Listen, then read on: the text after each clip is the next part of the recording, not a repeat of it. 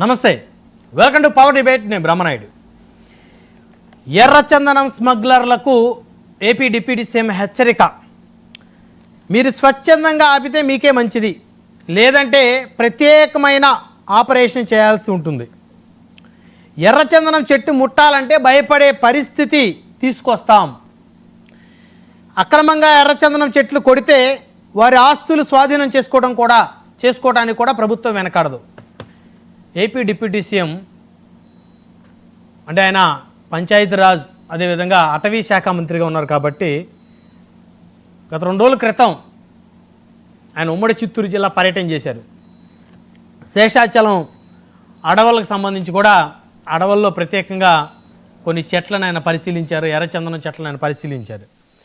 అయితే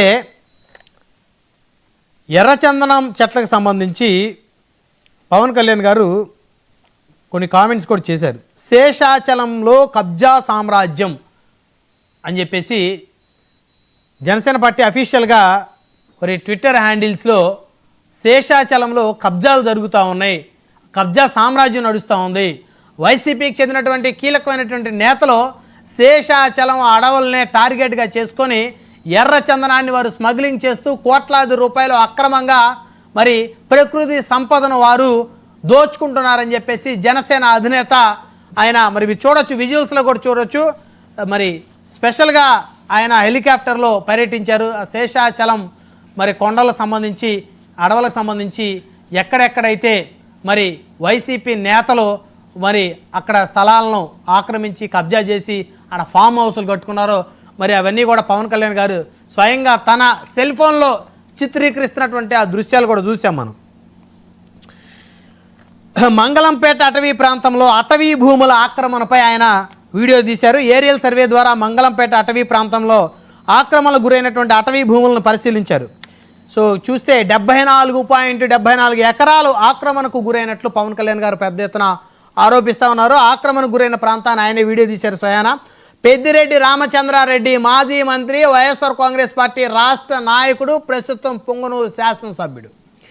పెద్దిరెడ్డి ఆక్రమించినట్లు ప్రాథమిక ఆధారాలు ఉన్నాయన్నారు డిప్యూటీ సీఎం.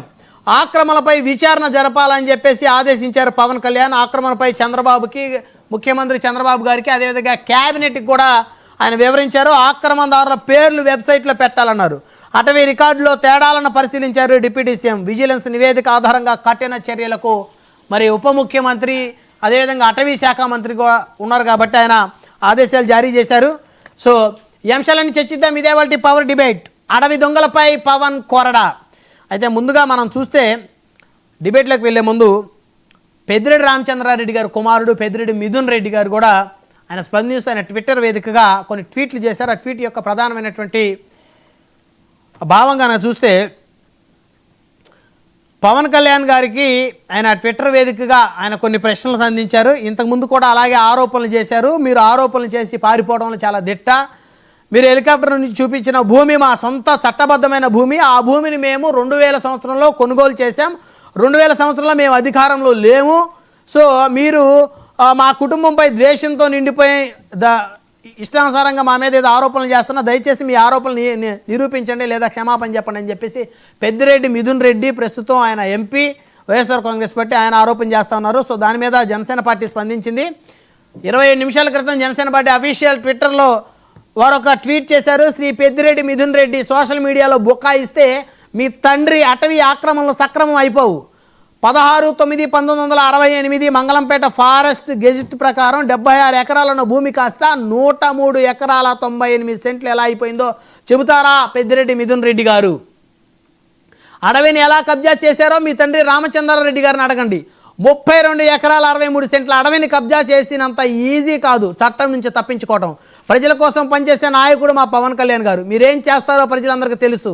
అలాంటి మీరు కూడా మా నాయకుని విమర్శించడమా? కొద్దిసేపట్లో మీ కబ్జా చిట్ట, అందులోని పండ్ల తోటల వివరాలు బయటకు వస్తాయి.